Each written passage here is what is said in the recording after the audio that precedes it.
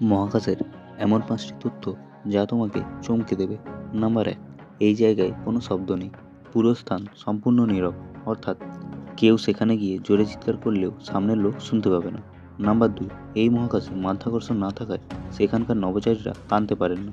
আর কোনোভাবে কাঁদলে তার চোখ থেকে অশ্রু ঝরবে না, বরং চোখে ভাসতে শুরু করবে। নাম্বার ৩, মঙ্গলে একটি দিন ২৪ ঘন্টা ৩৯ মিনিট।